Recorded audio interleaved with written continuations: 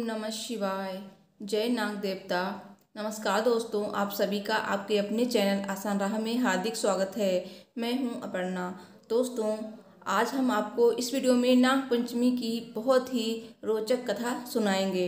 दोस्तों, नाग पंचमी पर भगवान भोलेनाथ की पूजा अर्चना की जाती है, अभिषेक किया जाता है, साथ ही नाग देवता की भी पूजा की जाती है और सांपों को दूध पिलाने की परंपरा है। नाग पंचमी के दिन व्रत रखने का भी विधान है। कई लोग पूजा पाठ करते हैं, व्रत भी रखते हैं और कई लोग सिर्फ पूजा पाठ ही करते हैं। तो जो लोग व्रत रखते हैं तो उन लोगों को व्रत का पूर्ण फल तभी मिलता है जब ये लोग ये पवित्र कथा सुनते हैं, क्योंकि कथा सुनने के बिना व्रत रखना अधूरा माना गया है। तो कथा अवश्य सुने, चाहे किसी ने व्रत रखा हो या न रखा हो, कथा सभी को सुननी चाहिए। दोस्तों, कथा सुनने से पहले कमेंट में ओम नमः शिवाय अवश्य लिखिए। भगवान भोलेनाथ आपकी सभी मनोकामनाएं पूर्ण करेंगे। और वीडियो को लाइक कीजिएगा, शेयर भी कीजिएगा और मेरे चैनल को सब्सक्राइब भी कीजिएगा। तो चलिए कथा शुरू करते हैं। बोलिए भगवान भोलेनाथ की जय। प्राचीन काल में एक सेठ जी थे जिनके 7 पुत्र थे। 7 की शादी हो चुकी थी। सबसे छोटे पुत्र की पत्नी श्रेष्ठ चरित्र की थी, परंतु उसका कोई भाई नहीं था। एक दिन सेठ जी की सबसे बड़ी बहू ने घर लीपने के लिए पीली मिट्टी लाने को सभी बहुओं को साथ चलने के लिए कहा। तो सभी थालियां और खुरपी लेकर मिट्टी खोदने लगीं। तभी वहां एक सांप निकला, जिससे बड़ी बहू खुरपी से मारने की कोशिश करने लगी। ये देखकर छोटी बहू ने उसे सांप को मारने से रोक लिया। तो बड़ी बहू ने उसे नहीं मारा और सर्प एक ओर जाकर बैठ गया। तब छोटी बहू ने उस सांप से कहा, हम अभी लौटकर आते हैं, तुम यहाँ से कहीं मत जाना। ये कहकर वो सबके साथ मिट्टी लेकर घर चली गई और वहाँ कामकाज में फंसकर सांप से किया हुआ वादा भूल गई। जब छोटी बहू को दूसरे दिन वो बात याद आई तो वो सभी को साथ लेकर वहाँ पहुँची और सर्प को उस स्थान पर बैठा देख बोली, सर्प भैया नमस्कार। सर्प ने कहा, तू भैया कह चुकी है इसलिए तुझे माफ़ कर देता हूँ, नहीं तो झूठी बात कहने के कारण तुझे डस लेता। वो बोली, भैया मुझसे भूल हो गई, क्षमा मांगती हूँ। सांप बोला, अच्छा तू आज से मेरी बहन हुई और मैं तेरा भाई, तुझे जो मांगना हो मांग ले।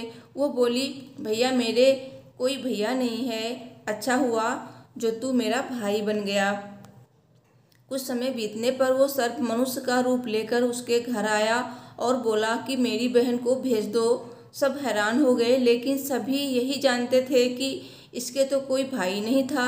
तो सर्प बोला, मैं इसका चचेरा भाई हूँ, बचपन में ही बाहर चला गया था। ऐसा सुनकर घर के लोगों ने छोटी बहू को उसके साथ भेज दिया। उसने मार्ग में बताया कि मैं वही सर्प हूँ, इसलिए तू डरना नहीं और जहाँ चलने में कठिनाई हो रही हो वहाँ मेरी पूँछ पकड़ लेना।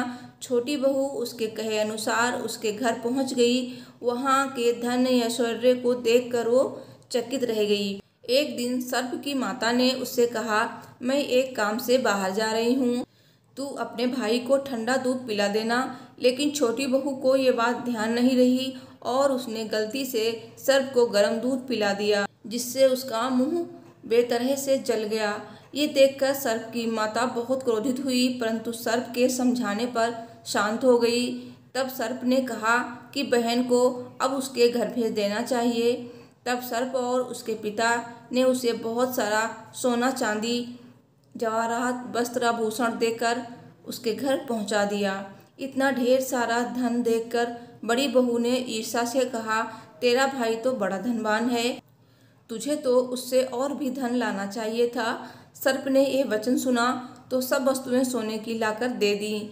यह देखकर बड़ी बहू ने कहा, इन्हें झाड़ने की झाड़ू भी सोने की होनी चाहिए। तब सर्प ने झाड़ू भी सोने की लाकर रख दी। सर्प ने छोटी बहू को हीरा मणियों का एक अद्भुत हार भी दिया।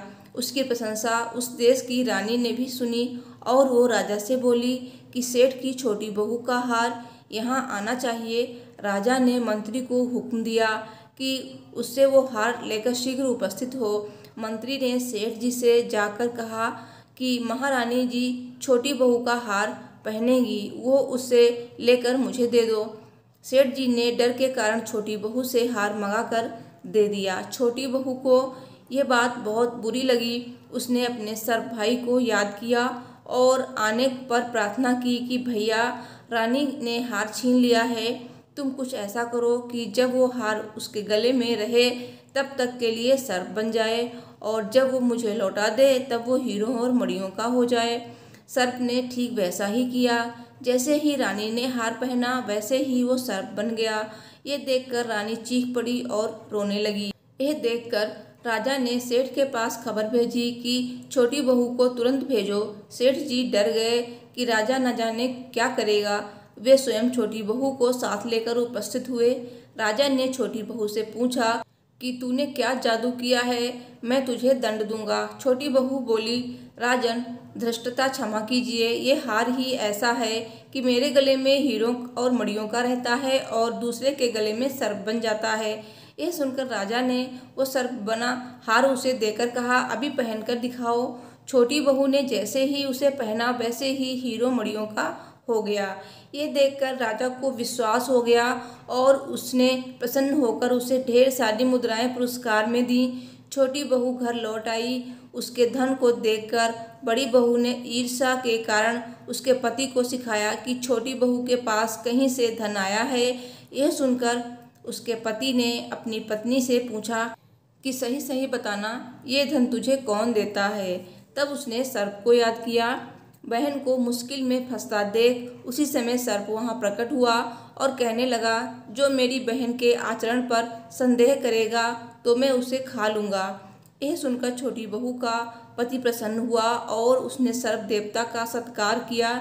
ऐसी मान्यता है कि उसी दिन से नाग पंचमी का त्यौहार मनाया जाने लगा और स्त्रियां सर्प को भाई मानकर उनकी पूजा करती हैं। इसी प्रकार दूसरी कहानी है। एक राजा के 7 पुत्र थे। उन सबके विवाह हो चुके थे। उनमें से 6 पुत्रों के संतान भी हो चुकी थी। सबसे छोटे पुत्र के अब तक कोई संतान नहीं हुई। जिठानियाँ बांझ कहकर बहुत ताने देती थीं। एक तो संतान न होने का दुख और उस पर सास, ननद, जिठानी आदि के ताने उसको और भी दुखी करने लगे।